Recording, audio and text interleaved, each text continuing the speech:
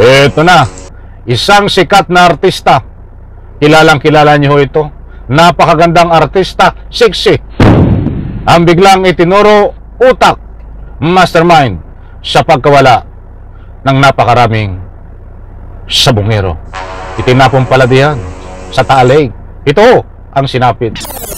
Alright, welcome back to my YouTube channel. I'm Andy's Vlog. Mastermind sa mga nawawalang sabongero. Tukoy na ho, itinuro, pinangalanan. Nako po. Dito muna ho tayo mga kaibigan. Sa ika nga po nagkaroon na ng linaw na mga nawawala na sabongero. Marami po ang nagre-request at humihingi po ng update dito. Pasensya na po kung ngayon ko lang ulit natalakay ito at medyo tayo abala.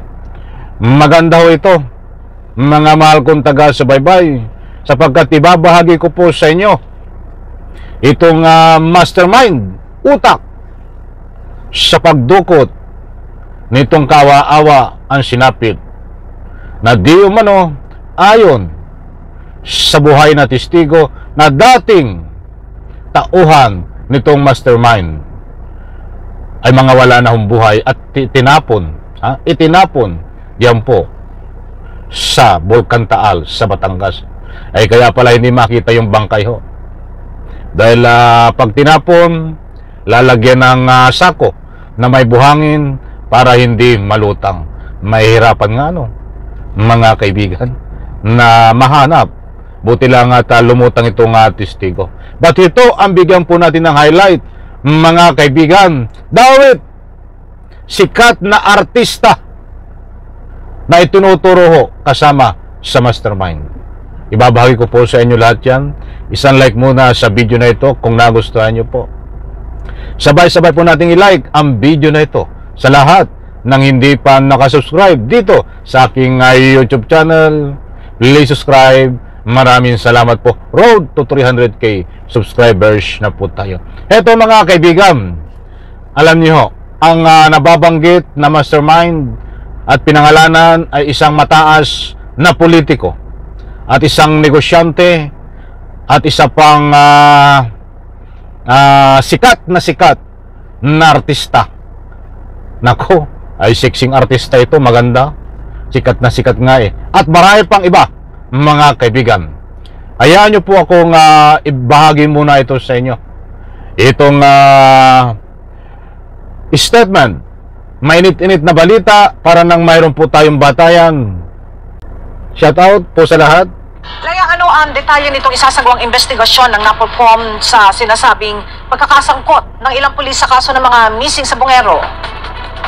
Magandang tanghali sa ULI, pinag-usap na nga ni NAPOLCOM Vice Chairperson at Executive Officer Attorney Rafael Calinisan sa Inspection Monitoring and Investigation Service ng National Police Commission ang pagsasagawa ng motu proprio investigation sa maling pagkakasangkot ng ilang pulis sa pagkawala ng nasa 100 sabongero. Ayun mga kaibigan ilinawin ko po, dati ay 35 lang ang nawawalang mga sabongero. So wala pang 40 approximately, di ba?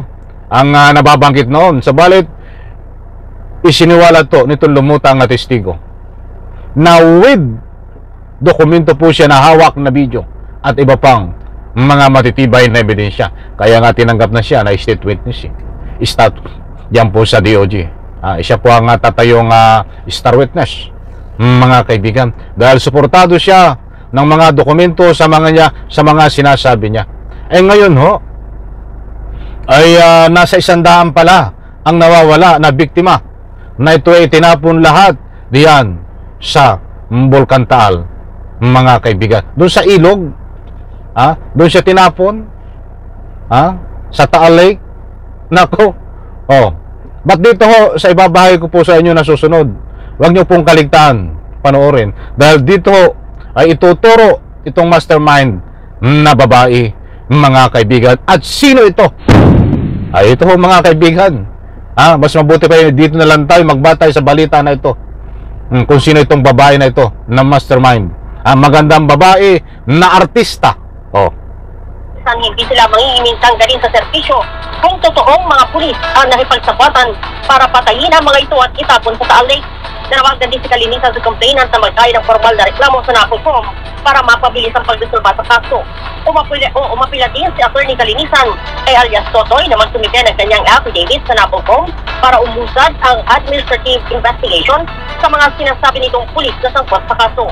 Ayan mga kaibigan ha.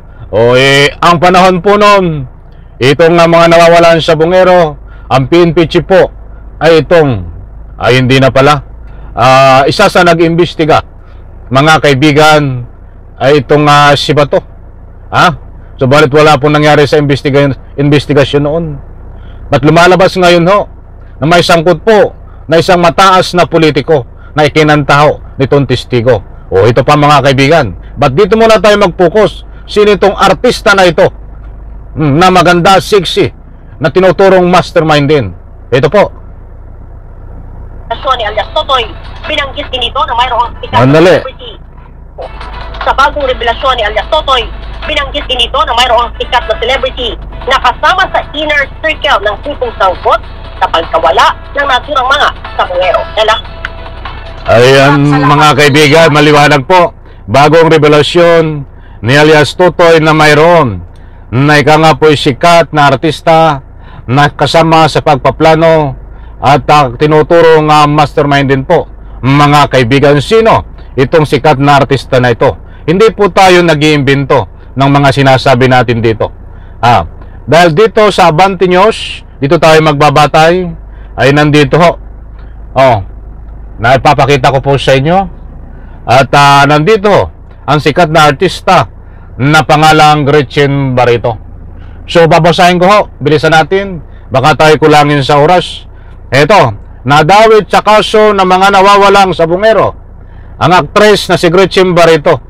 Ayon sa ulat ng Billionaire News Channel, kumakalat kasi ngayon na espekulasyon sa social media na si Gretchen ang babaeng celebrity na tinutukoy ni alias Totoy na kabilang sa alpha members na pangunahing grupo umano na sangkot sa pagkawala ng mga sabungero. Gretchen Barreto, nandiyan po ang larawan. Gretchen Barreto dinawit sa mga missing sabungero. Hindi naman po lingid sa inyong kaalaman, mga mahal kong taga-subaybay, na itong si Gretchen Barreto ay laging kasama ho nitong si Atong Ang. At ito, ayon po sa mga impormasyon na nakuha, na ika nga po ay tinalakay na din Janos at binalita na rin sa malaking media na mapagkakatiwalaan, ay kasusyo ito ni Atong Ang sa isabong, mga kaibigan. So hindi ko naman po sinasabi dito o hindi ako nagko-conclude na ito ang tinuturo na talaga na mastermind, dahil ayaw ko pong pangunahan ang mga kinauukulan. Subalit, ang dami hong nagtalakay na at nagsabi na walang ibang tutukuyin na ika nga po'y magandang artista kundi si Gretchen Barreto, dahil ito ay kasusyo at laging kasama nitong si Atong Ang, mga kaibigan. So, abangan po natin, mga mahal kong taga-subaybay, itong opisyal na paglahad ng DOJ, kung kasama ito sa papangalanan ng DOJ, dahil nag-submit na ho ng affidavit itong ika nga po'y witness, at nandun na alam na ng DOJ din kung sino ang mga mastermind, kung sino ang suspect pa na maraming mga pulis. But datapot sa puntong ito ay gusto nila ay formal na ika nga po'y sabihin ito. Kaya't mga kaibigan, napakaliwanag po dito. Natukoy na ang mastermind, at ika nga po'y malalaman po natin ito kabang-abang sa susunod nating vlog, mga mahal kung taga-subaybay. Isang like ko sa video na ito. Bye-bye, palakpakan.